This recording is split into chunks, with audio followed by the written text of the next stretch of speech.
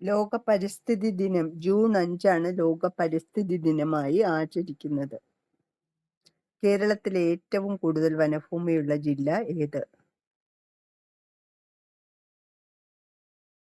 ഇടുക്കിയാണ് കേരളത്തിലെ ഏറ്റവും കൂടുതൽ വനഭൂമിയുള്ള ജില്ല.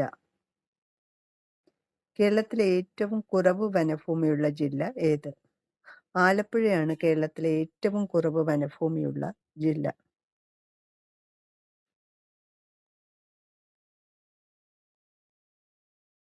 കേരളത്തിലെ ഏക ലയൺ സഫാരി പാർക്ക് ഏത്?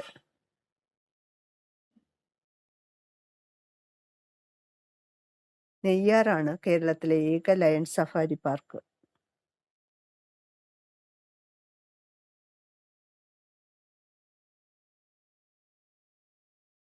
കേരളത്തിലെ ആദ്യ വന്യജീവി സങ്കേതം ഏത്? പെരിയാർ വന്യജീവി സങ്കേതമാണ് കേരളത്തിലെ ആദ്യ വന്യജീവി സങ്കേതം.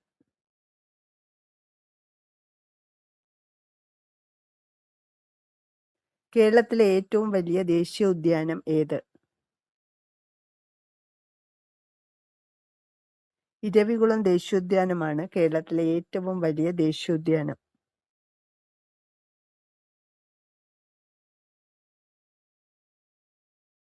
കർഷകന്റെ മിത്രം എന്നറിയപ്പെടുന്ന ജീവി ഏത്?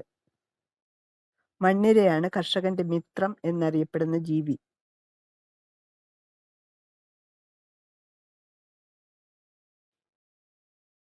കേരളത്തിലെ ആദ്യ പക്ഷി സങ്കേതം എറണാകുളത്തുള്ള തട്ടേക്കാടാണ് കേരളത്തിലെ ആദ്യ പക്ഷി സങ്കേതം. കേരളത്തിലെ ആദ്യത്തെ ദേശീയ ഉദ്യാനം ഏത്? ഇരവികുളം നാഷണൽ പാർക്കാണ് കേരളത്തിലെ ആദ്യത്തെ ദേശീയ ഉദ്യാനം. കേരളത്തിൽ കണ്ടൽ വനങ്ങൾ കൂടുതൽ ഉള്ള ജില്ല ഏത്?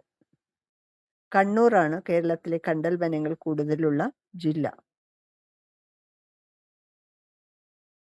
ഒരു കുരുവിയുടെ പതനം ആരുടെ ആത്മകഥയാണ്?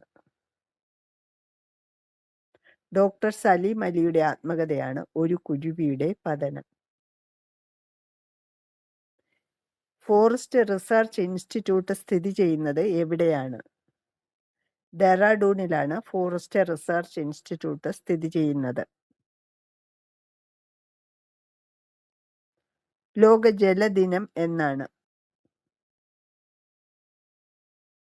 മാർച്ച് 22 ലോക ജലദിനം. മേദിനി പുരസ്കാരം ഏത് മേഖലയുമായി ബന്ധപ്പെട്ടിരിക്കുന്നു? പരിസ്ഥിതി മേഖലയുമായാണ് മേദിനി പുരസ്കാരം ബന്ധപ്പെട്ടിരിക്കുന്നത്.